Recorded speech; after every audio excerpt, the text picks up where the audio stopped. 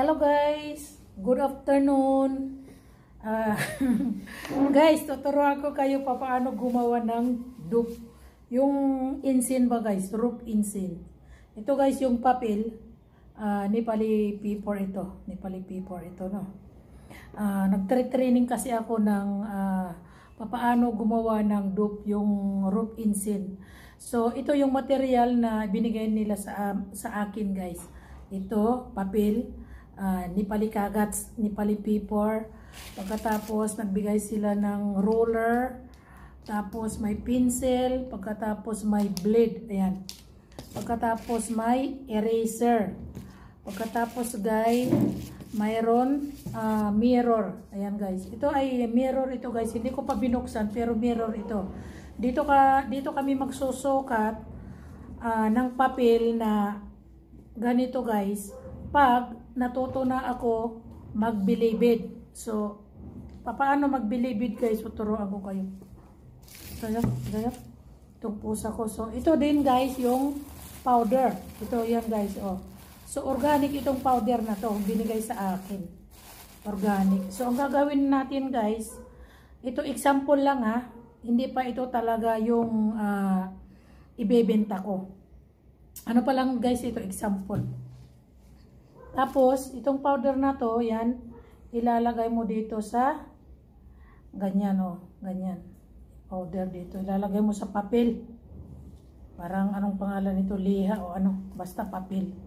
Ganyan guys, ganon o. Gaganonin mo siya. Pagkatapos,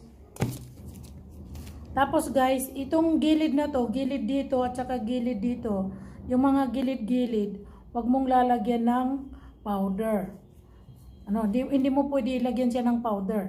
Yung gilid kasi yun ang i-twist mo siya. Ayan. So guys, ayan. Magkakapira ka guys pag makakuta ka na. May sinasabi nila na kuta. Guys. So, ito, bibigay ko sa yung sample guys. Ayan no.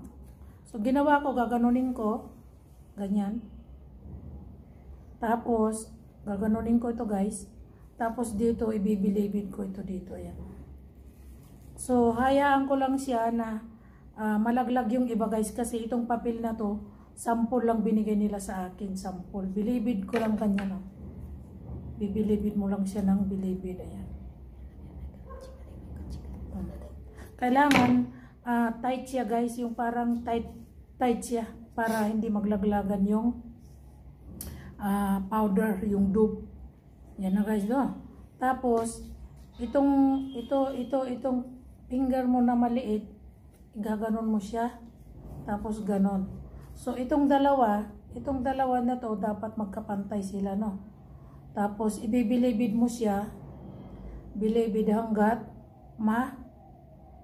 bilibid na ito dito. O, yan. Twist mo siya, guys. Twist ka, twist mo siya, o. Yan.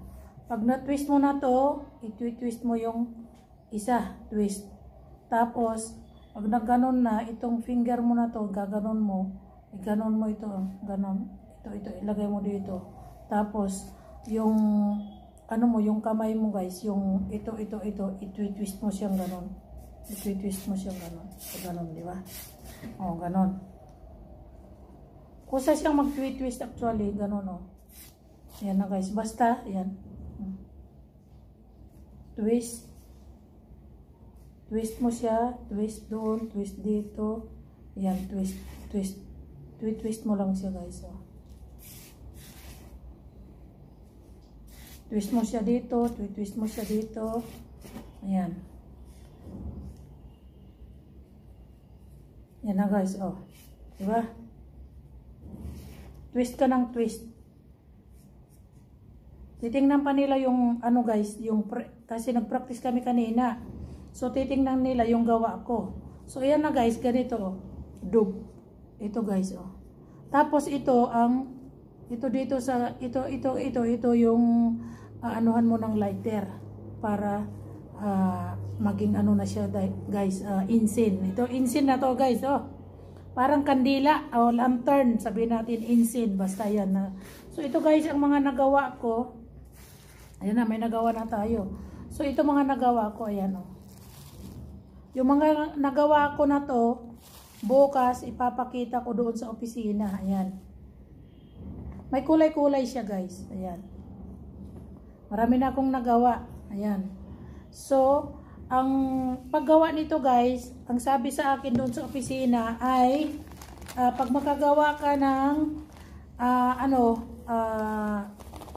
ganito guys, pag makagawa ka ng ganito, 25 pieces. So, ito isa, dalawa, tatlo, apat, lima, anim, pito, walo, siyam, 10, 11, 12, 13, 14. Basta ito guys, 25 pieces ito, gaganunin mo no.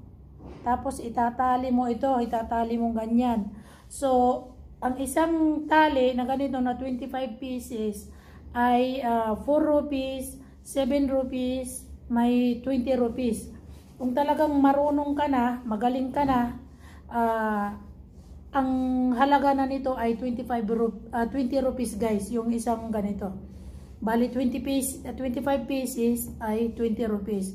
So, ang sinabi nila sa amin na kailangan namin gumawa ng ganito na 25 ano ba to? Anong pangalan nito? 25 pieces. Kailangan within 1 month o 2 months, 3 months, makagawa kami ng 750. Siyempre, guys, kaumpisa ko lang ngayon doon, nag-training pa lang. 'Di ba? Hindi ko pa nga hindi nga ako makaayos-ayos doon nung mag-training kami. Apat lang naman kami, yung iba-iba yung ginagawa nila, kami iba naman ang ginagawa. So ganito guys, dito na ako sa bahay natuto mag-twist. So ayan guys, so itong binigay nila sa akin na sample. Ayan. Oh, ito yung sample nila guys. Ano bang pinagkaiba ng sample nila sa ginawa ko? Ayan. Pareho ba o hindi? Okay, judge kayo guys. Pareho, di ba? Oh. So, para siyang, ano ba nung pagkain sa atin? Yung bilibit ba guys, di ba? Yung may asukal. Ayun, ganyan guys. Oh. Nagawa ko na to. So, ngayon, ito, ipapakita ko sa kanila bukas yung ginawa ko. Kasi, bukas na, magbibigay sila ng Nepali paper. So, gagawin ko na dito sa bahay. Gaganituhin ko na muna hanggat maging 25 pieces siya guys. Di ba? Yan. So, magaling na ako. So, isa na naman. Ito guys. Sample lang to guys. Hindi pa sila sa akin nagbigay ng yung talagang yung paper na ano. Kasi ito guys, yung mga tira-tira ng iba, matigas na to. Pag matigas na to guys, hindi na maganda. Kasi naglalaglagan yung powder. So, tutupiin mo siya ng ganito. Tutupiin mo siya. Yan. Nakatupi na siya guys. O, ayan o. Tinupi ko siya o. Yan. Tapos lagyan ulit natin ng powder. Ayan o, powder. Di ba? Pag nakalagay na yung powder, yan na yan. Dope na yan. Tapos, kung may bibili sa akin na mga kababayan ko na Nepali, mag-PM na lang kayo guys. Kasi bibintahan ko kayo, gagawin ko. Sasabihin ko na lang sa inyo guys sa susunod kung saang office ito. Okay? Ngayon, di ko pa sabihin sa inyo guys. Kasi kailangan kong matuto sa aking mga kababayan na Nepali, dito sa Nepal, na mga nakapag-asawa ng Nepali, kung wala kayong mga trabaho sa bahay, mga mother, okay? Natuturoan ko kayo guys, magkakapira kayo nito. Pag natuto na kayo guys, ay malaking pera ito sa totoo lang. Ayan guys, oh, twist, twist, twist, twist, twist, twist, ayan. Huwag nyong anuhin yung dito guys sa dulo, wag nyong anuhin yung ano ba to, bibitawan kasi siya ang nagproprotekta. Pag binitiwan nyo guys, ay laglag na lahat yan. Ayan. Di ba? Ayan. Tapos i-twist mo, pag ganun, twist mo ulit yan. Tapos guys, ito kasi ito dapat sila magkapantay. Okay? Twist ka ng twist para hindi maano. Yan na guys, i-twist mo na yan. Mag-twist na kasi yan eh. O diba, pag na-twist na, i-twist mo na lahat para ano na lahat yan. Naku, saan na siyang nag-twist? O yan guys, o. Bahala ka na kung paano mo i-twist yung iba. Yan. Yan. Twist na siya, di ba? Oh. Ito kasing papel guys, matigas na. Kaya hindi ito pwede, ano. Pag matigas na yung papel, itong Nepali paper, pag matigas na guys, magbubukas siya. So magbibigay sila sa akin bukas ng fresh. Kasi pag pinakita ko na yan, oh, di ba? O yan. Diba guys? Ganon lang, mindset ba? Mindset. Para magkapera. Kasi malay mo guys, next, wala naman akong ginagawa sa bahay. Kisa naman na, maggala-gala. Ubos ang pera ko sa labas. At least dito, meron akong natututunan. Okay, see you guys. Bye! So, yun na nga guys. Ito na, bilibid na siya. Oh. Candle. Rope incense, di ba?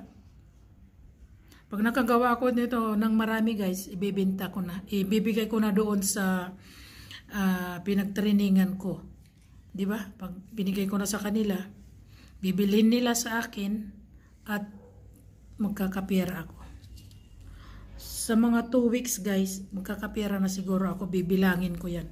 Kasi bukas ibibigay nila sa akin yung papel. So, yan na guys. Bye. See you. Saka anak ko nasasabihin sa inyo guys kung saan ko ito kinuha. Okay? Bye. Itong kumikintab sa mata ko. Okay, bye bye guys. Ito guys yung mga ginawa ko.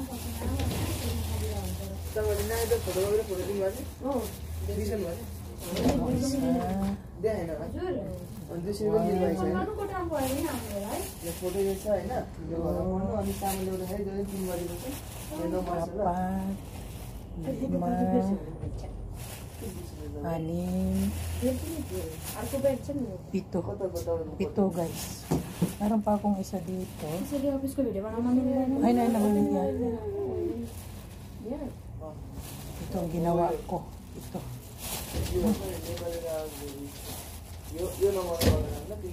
Ito no.